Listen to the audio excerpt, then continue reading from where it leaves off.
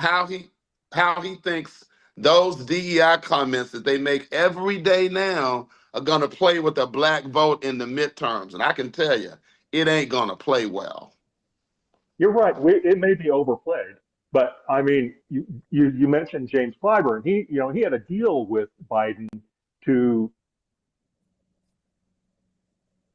Ooh. We lost. He's Did we muted. lose? Yeah. He's muted. He's You're muted. Dodge. Hey, Chris, are the blacks going to get off the Steve couch Elder, for you're the muted. midterms? I don't know if they'll get off the couch, but they're certainly going to remember what that Hexeth and Trump say DEI 10 times a day. He's muted. Yeah. He's muted. I'm sorry. I apologize. Hey, Chris, are the blacks going to get off the Steve couch Elder, for you're the muted. midterms? I don't know if they'll get off the couch, but they're certainly going to remember what that Hexeth and Trump say.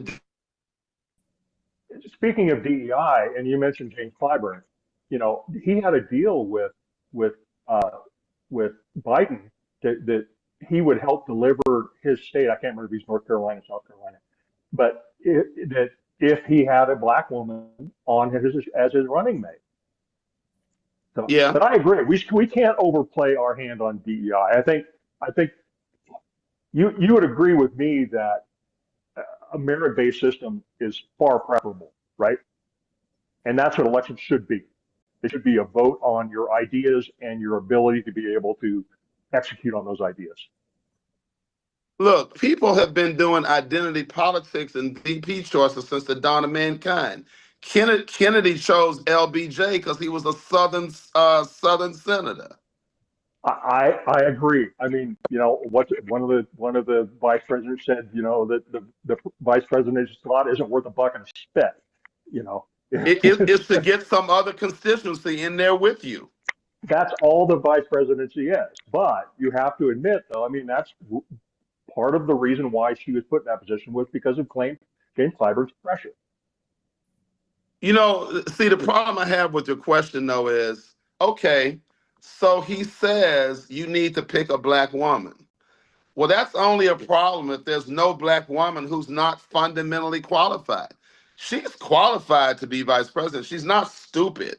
She's a horrible politician. She can't answer questions on the flow.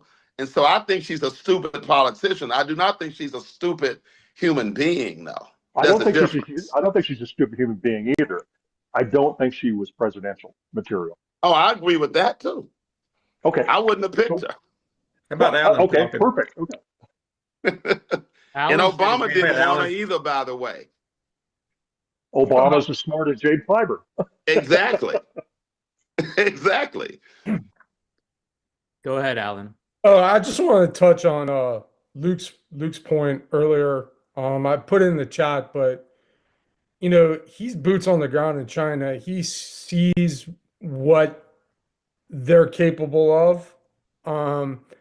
And the one thing China has that's an advantage over the US right now is their unified culture right now.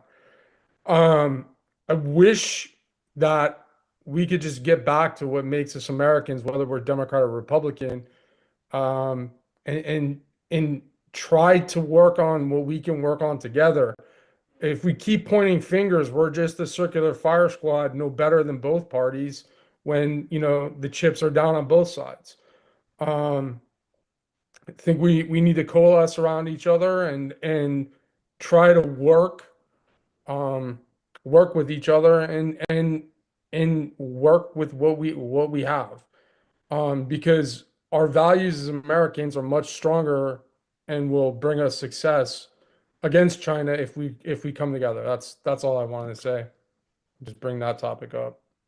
Thank you, Alan. Yeah, I mean, it's hard because in one hand, China is doing a lot better. I mean, medically, they are doing some insanely amazing things medically that are just I'm fascinated by, but as well as we are doing here in America, we're doing in America as well.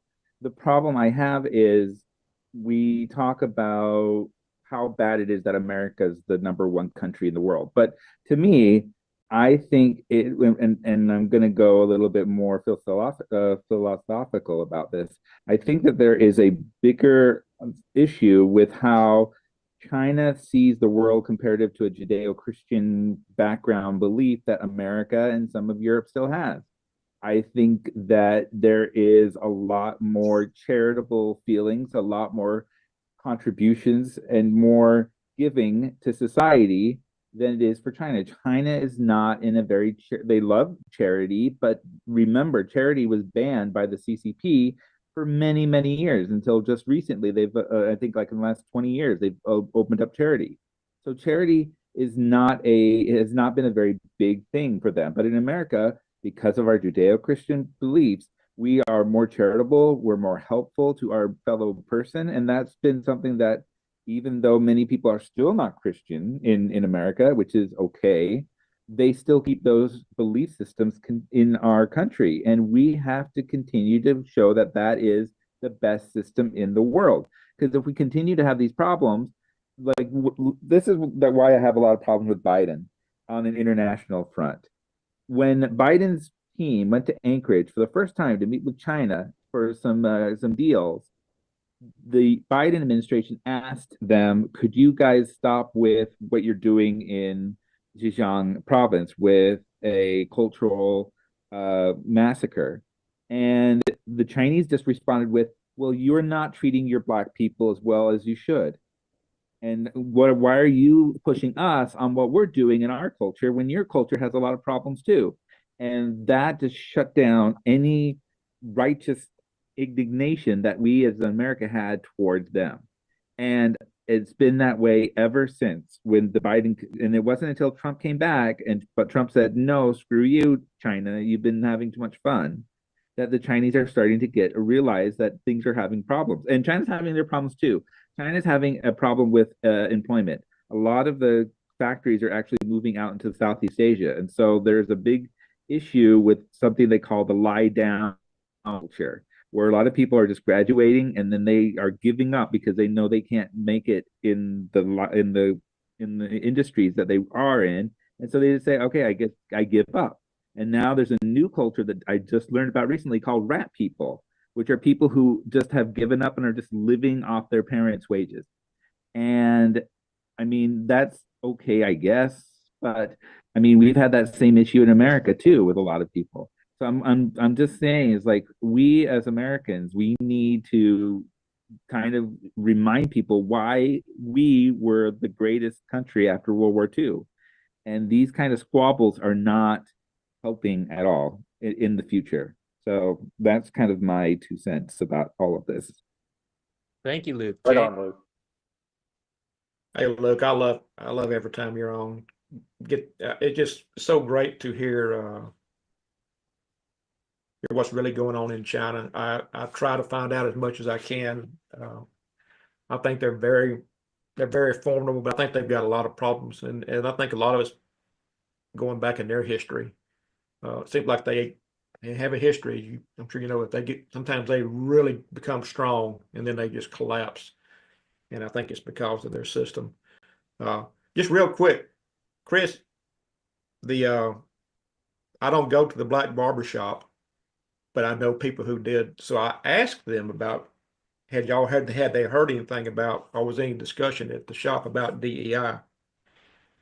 They said there was. So you may have a point there.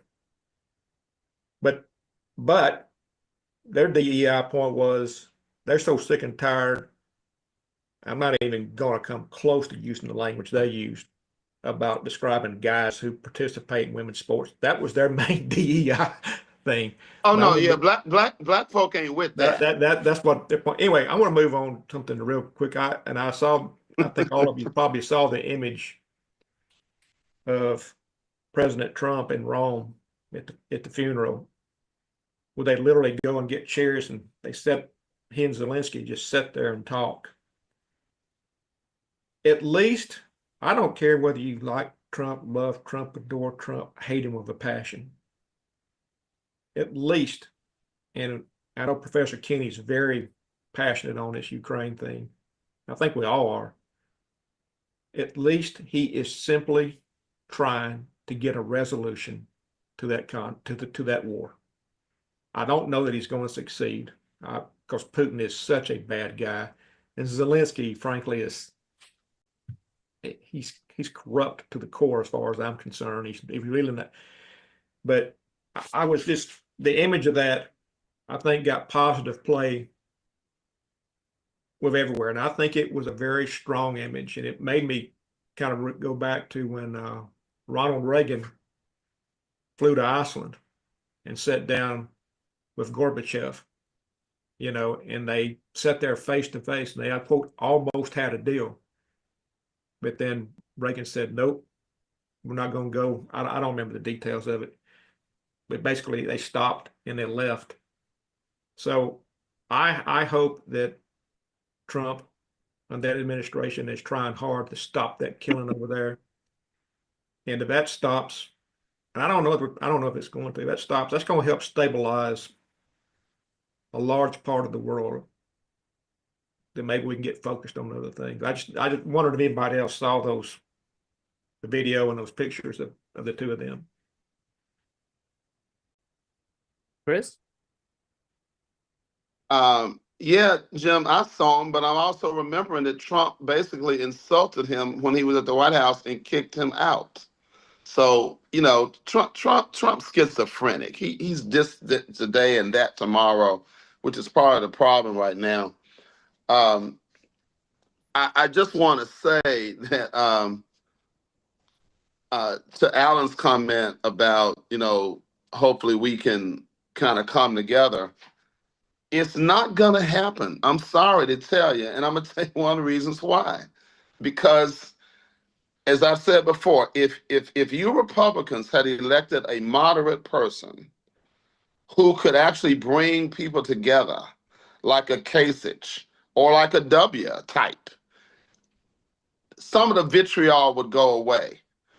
But when you've got, as I said, I heard Mark, who shows his cards a little bit differently when he's in the heavy Republican zones, by the way, like when he's with Megyn Kelly.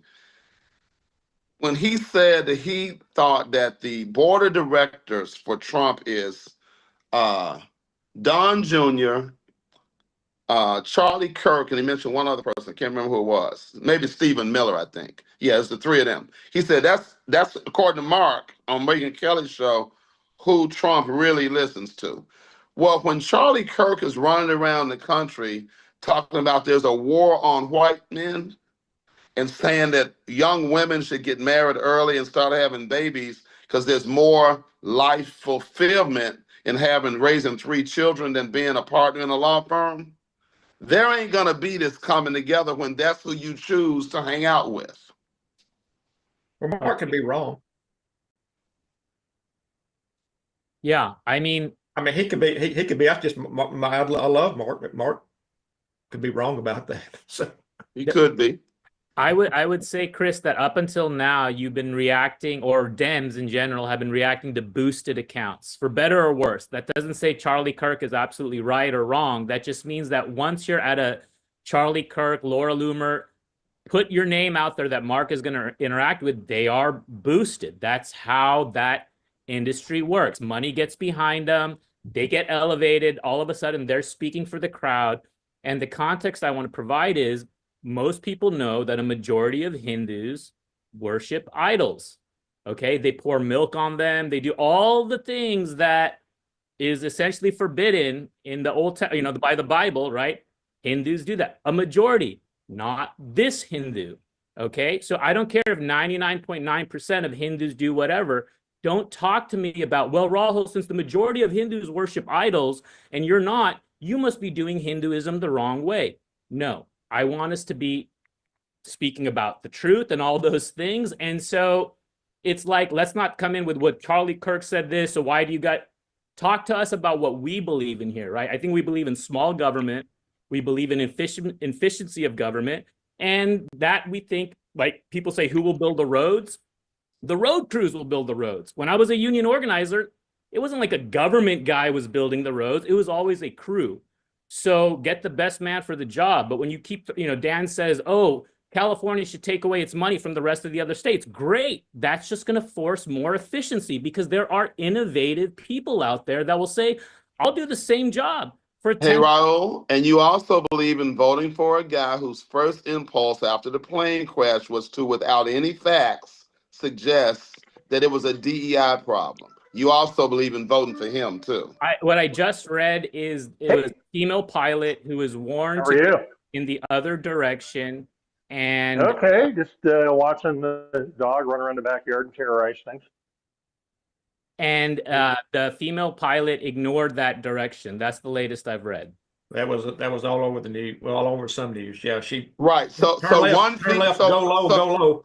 so one female pilot does something, and it's a DI problem. Well, I guess when one white boy crashes a plane, I'm not gonna let any more white boys be pilots. No. It was that. Well, let's just back up here.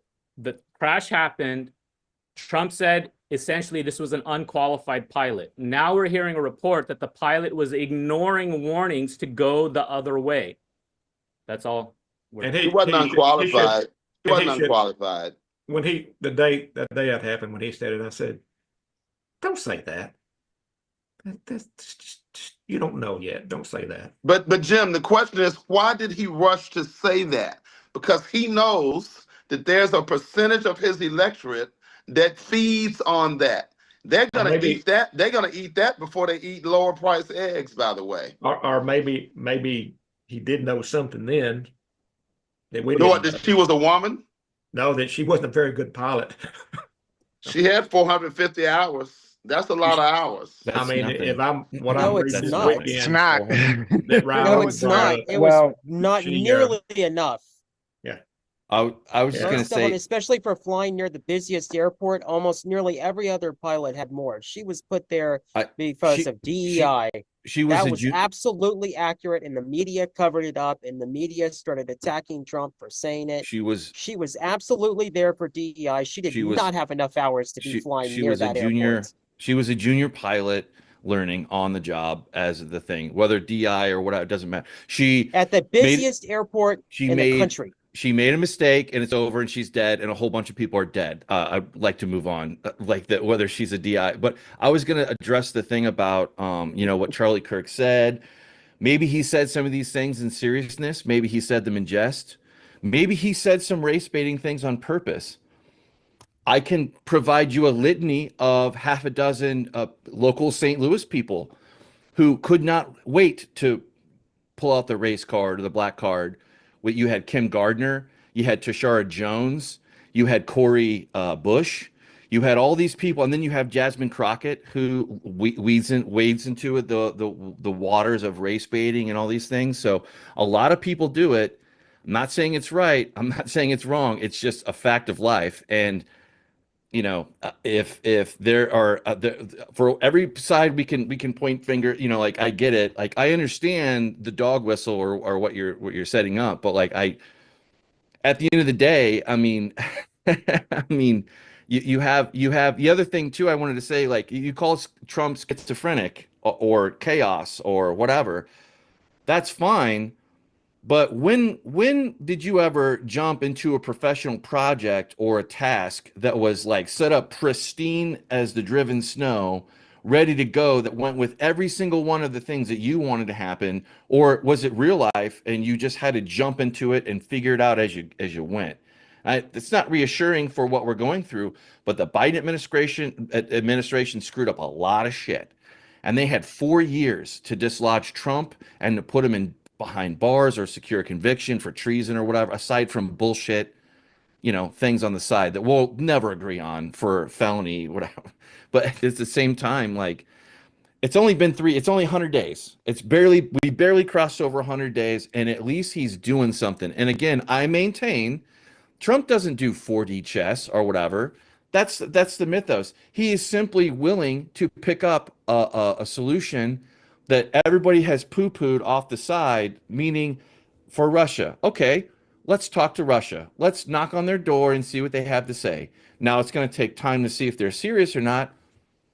Maybe they're looking like that, like as day after week goes on, it looks to be like they maybe not as serious as they seem to be. Well, that's going to hit the hard skids of reality pretty soon. I don't have a solution for Ukraine or any of this stuff, but I can say that I would rather have a guy who may be a chaos monkey, But you know what? At least he's willing to ask a question and go find an answer. So I don't think that he is, he's not the end all be all or whatever, but he's not afraid to rattle some cages and figure. Let's try a different way. Let's try the old way, like where we actually talk to our adversaries and whatnot. Biden wasn't willing to talk to Putin whatsoever, but he also wasn't willing to really ratchet up on the arms side either. So we're left in the state of maybe that was unfair for Ukraine, and maybe they if we would have given them everything that they asked for on day one or day 100 or whatever it was, maybe the front lines would look very different. But in what the reality that we live in, Russia has de facto control of 20% of their country, and there's not shit that they can do about it aside from hammer it out on the battlefield, and then hopefully they can scrape some territory back. But that's not going to happen either. I mean, it just these are hard these are hard issues, and no solution is going to be perfect. But I would rather have a chaos monkey in the mix, schizophrenic or not, that is willing to sit down and talk with everybody. And yeah, he absolutely laid Zelensky out in that White House thing, and we're not gonna agree on the optics of that. That's fine too. But I would rather have somebody that's willing to try than not, or what? We're going to go back to like not talking to Russia? Okay. I mean, well, that got us nowhere. I mean, and I'm not saying that talking to Russia ultimately will yield us the things that we want, but it's a hell of a lot better than, I don't know, quarter stepping wherever we go across the world stage and not actually making a difference in the thing. That's what I voted for. I voted for massive change, and I'm okay with what comes from that. Anyway, sorry. Michael, I think Trump put out this weekend about, well, maybe Putin was just, what do you say, just tapping me along. He actually called Putin, the strategy that he's using with Ukraine, I think is one, it actually is a strategy besides let's just try to bleed Putin down, which is basically all that's been going on. But I saw he's sitting there talking to Zelensky. He let Putin know in public that I'm on to you. Apparently, you're not serious. Is that going to put less pressure or more pressure on Putin? I think it puts more. From what I think, like I say, it is. I think one time I studied the 7 cardinal principles or something of foreign diplomacy or foreign relations, and it's very complicated. But going back last week, at the end of last week, Friday, the guy who's come on here a couple of times, I can't remember his name, very brilliant guy. Y'all know what I'm talking about. Who came on with us last week? Oh, Brian, Farmer. Aaron Reyes. Aaron. I love Aaron, but Aaron. Aaron. But I love the fact that he comes up with really good solutions. But his solution to it was 3 years from now, and I'm going, I don't think that's going to work.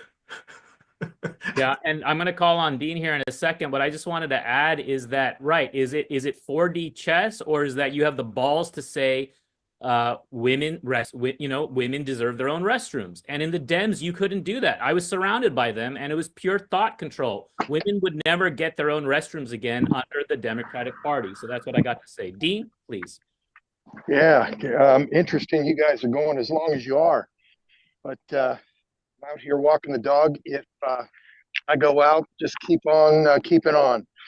3 members of the board, Trump's board, via Mark Halperin, were Charlie Kirk, Donald Trump Jr., and Tucker Carlson. Now, I don't necessarily agree with that either, and I'm trying to remember the context for that. But he was making Mark was triangulating on message and basically saying if the 3 of those guys agree. I don't think he was, Chris, God bless you, man, for these are more interesting with your involvement, with Dan's involvement. So I appreciate you adding or giving the time to these forums. I don't have to defend Mark. I just want to, in saying that I don't think his true colors are And I can't remember how. I can't remember how you. No, I'm just getting feedback. Go ahead, Dean. We caught it. Thank you. I'll just say that I think he looks to try to get people out of their comfort zone and off of their talking points. I really appreciate Mark for that. I don't always agree with the guy. Like today, I didn't know where he and when Dan was trying to say that the American people would be on the side, are more on the side of Ukraine, or in spending. I can't remember exactly what he said, but about spending the money, I found myself shaking my head. Yeah, I agree with that. Spending money on the Ukraine war and getting that and getting that behind us. And then Mark and Sean does what I love that Sean does, but Mark was jumping on that, said the American people aren't with you. The American people aren't with. No, I'm thinking I'm the American people, and I'm changing my mind on this.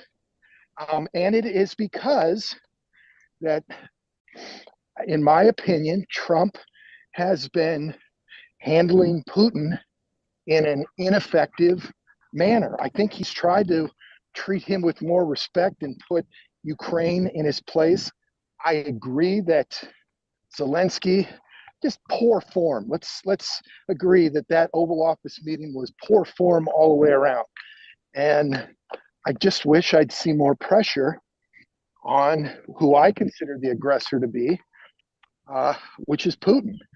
We need to see a little bit more of that. And I think we can get this. He's got to come to the table. And I don't understand the thinking of, last point, I don't understand the thinking of Trump putting more pressure on Ukraine than Putin, or walking away from the whole process, unless it's to get Europe involved, which I think is just taking a back seat to all of this. Thank you. Thank you, Dean. Professor Kenny?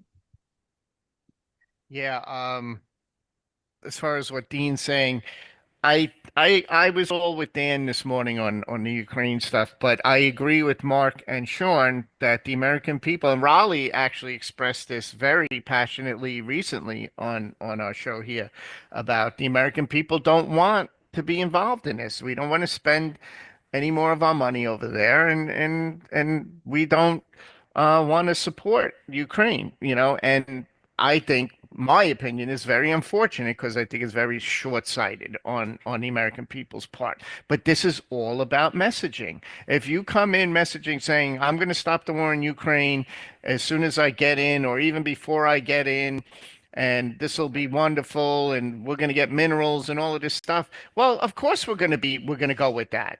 You know, listen, the reason why I was going with Trump on this is because during his first 4 years, we didn't have any Russian problem in terms of invading a country or anything. So I'm like, yeah, Putin don't want to do anything when Trump's around. Well, my mistake.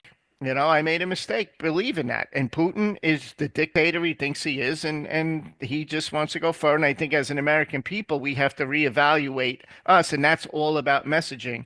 If Trump could come out and say, listen, I've made a mistake, which he will never do, and say, this Putin's a bad guy, and we need to get on board with helping Ukraine. And it's not about defeating Russia's military. It's about stopping them and forcing them to spend more money and really collapsing their economy. That's what it's really about. Thank you, Professor Kenny. Luke? Oh, just wanted to announce to everybody that the Canada's election day is today. Sadly, the Conservatives were doing really well for a very long time, because the economy in Canada has just been extremely bad. I mean, you think our job market's been bad. Theirs has been twice as bad. I know, because I work in the game industry, and the Canadian game industry has just been slaughtered for the last few months. So I'm a little bit worried to see, because I have seen who they have. I mean, their president currently, their new prime minister currently is pretty good, but they've got some other interesting people out there that they just got slaughtered by the conservative leader about their kind of things, and many of the things that are going on in Canada. I'm not sure if anybody wants to talk about it, but I'm hoping that the Conservatives can win just to kind of ease off on some of the insanity that they're having compared to what we're having in America. Thank you, Luke. Steve? Dot? It's yeah, Dot's minion. Uh, it's interesting you brought that up in the chat because I was watching something the other day. I don't remember who was doing the analysis, but they were speculating that there is a good possibility that Alberta will move to secede if the Liberals win. And I was wondering if anybody had heard anything about that. I know that, the whole 51st state thing and all that stuff, but there is a lot of discontent within the flyover provinces, for lack of a better word. I know the Quebecians have been trying for decades to try to get out of Canada, trying to say like we're different because we speak French and you guys speak English. So, and they've never been able to get their stuff out of Canada. So I think Alberta is going to be the same way. And Alberta, you're right. Alberta is more of a farming area. A lot of the farming that's going on within the Canadian border is usually in Alberta. So they're kind of like the Midwest. It's just, I don't know if they've got enough of a want or desire of their people to get out of Canada, which, with the way they're going, it's sad because, a lot of, like, we talk about DEI here and we kind of like say, no, it's not going on, or maybe it's kind of going on in Canada. It's really going on. And it's scary. But Quebec is kind of a different, their issues are quite different. They're more nationalistic than the Albertans. The Albertans just feel abused, I believe. Well, Alberta is more of a conservative group. I mean, I know a lot of members of the Church of Jesus Christ of Latter-day Saints are in Alberta because, and that's kind of a lot of other Christian groups are up there. So because I'm all mostly farmland, there isn't really the craziness that you see in Montreal or in Toronto or Vancouver. So, but I mean, it's still they are patriotic to their country. So I understand that they want to get out because of what's going on in those cities and how it's pretty practically making Canada very difficult to work to live in. But I just don't know if they have the wherewithal or the desire. Sort of like in Washington State, they want to cut Washington State in half because the right side is more conservative than the Seattle side, and but it just never happens. That's the same in Oregon. The whole Greater Idaho thing, and my family is actually from the eastern part of the state, so I understand it. And I have a lot of sympathy for that. It was interesting in the article they were talking about. They said the cities, the biggest opposition to seceding would be coming from Edmonton. So it's more of a urban-rural divide. It's probably a microcosm of the entire Canadian system itself. Urban versus rural, like a lot like it is here in the U.S. Yeah, and it's kind of sad. It's kind of bad that Trump kind of might be the reason why the Liberals win, is because he has pushed a lot of the Canadians together and upset. And a lot of people, like for example, in Las Vegas, they're having a lot of issues with getting people to come in, and it's because Canadians are not coming down to Las Vegas because they're boycotting because of what Trump said with the tariffs and stuff like that. So yeah, but the Canadian dollar's been devastated too. In the same article they mentioned a lot of the winter visitors in the Southwest, like where I am here. A lot of them are selling their houses here simply because they can't afford them anymore because the exchange rate is so poor.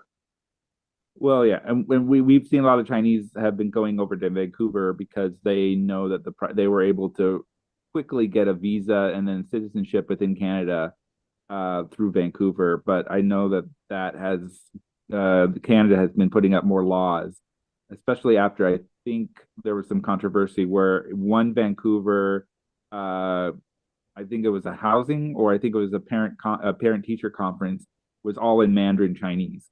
So that got a lot of people upset, saying like, why can't they have it?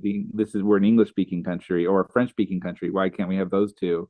But it was all in Mandarin. So um, there's just a lot of issues. And then Canada's also having problems with their movie industry. They don't have anybody coming up for their movie industry because the tax breaks that they were getting originally in the 90s and 2000s are not there anymore. So I'm a little bit wondering where things are going to go with this election. I'm just glad that Justin Trudeau is gone because he got. If you think Trump was bad with how many issues that he had, Justin Trudeau had like many more, and yet he was able to scathe by and get through it before he had to retire because he knew his days were numbered. Well, he had the media, you know. Oh yeah, the He media had there the is. CBC especially, you know.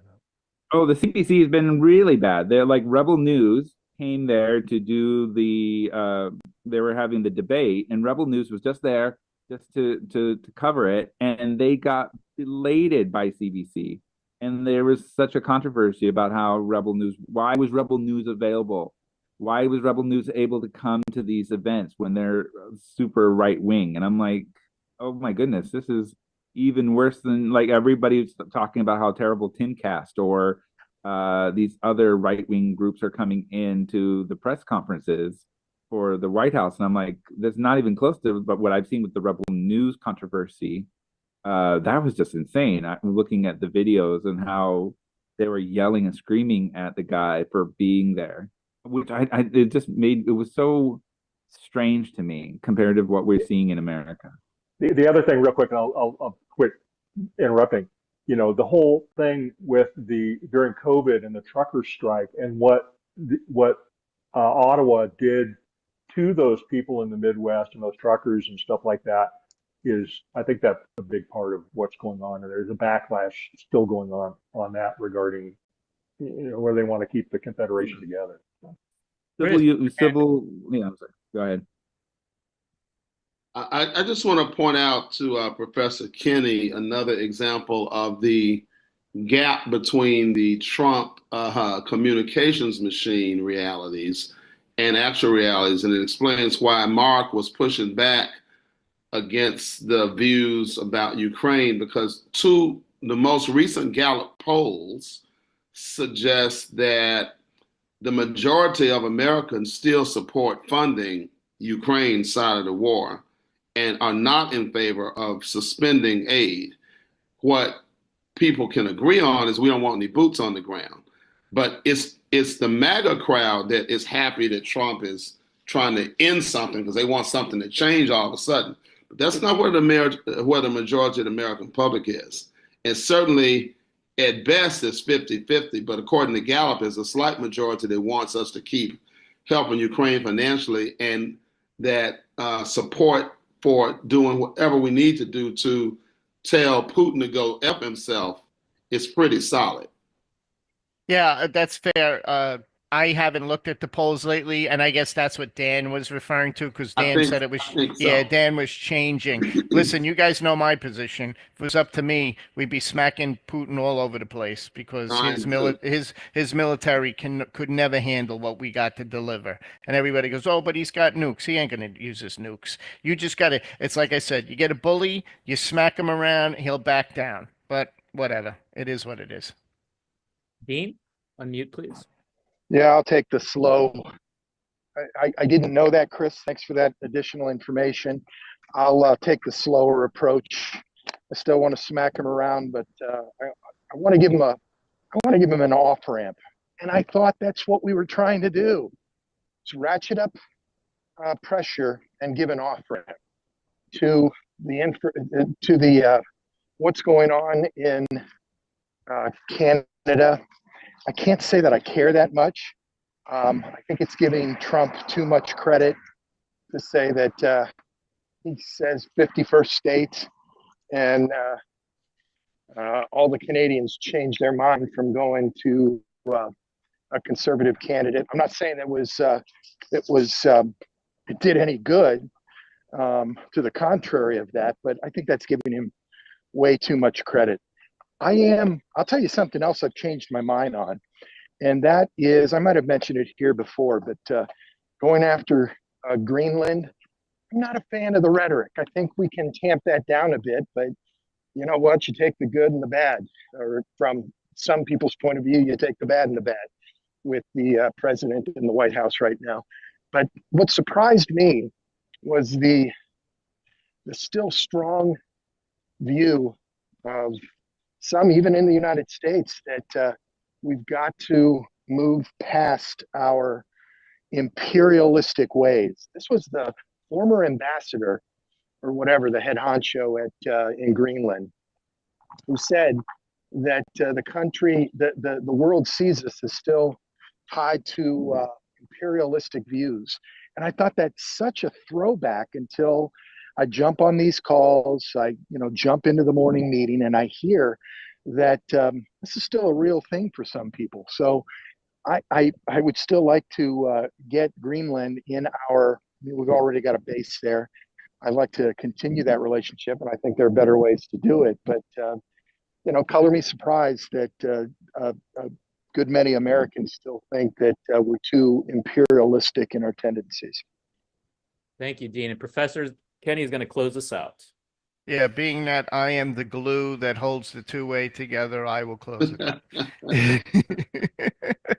out.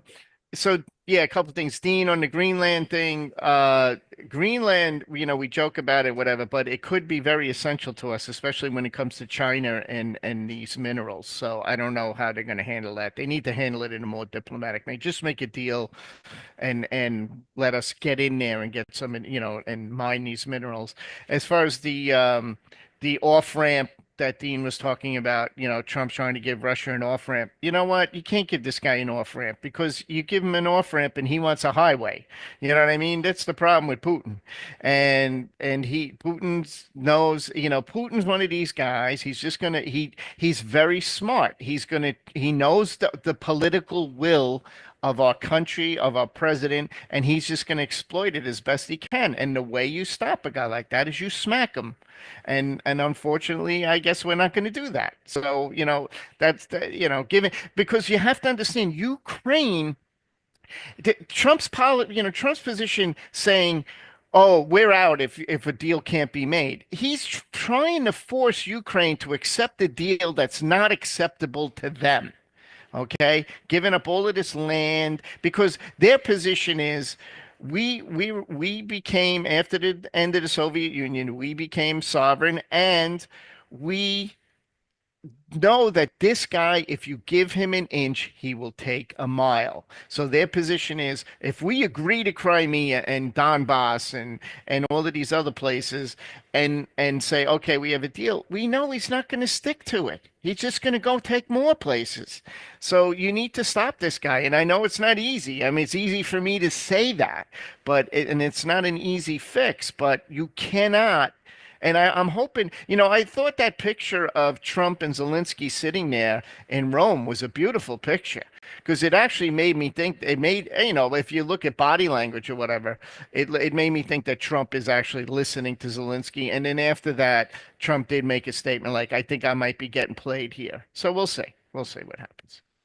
Thank you, Professor Kenny. And now we're about to go out with our closing video. If I can click the share button fast enough. And folks, just hang out while we close out. Sorry if we cut anyone off, but that's a wrap. Remember, you can catch us live Monday through Friday from 10 a.m. to 11 a.m. Eastern. It's your chance to join the conversation and have your voice heard. Just check the link in the description or visit americastalk.show.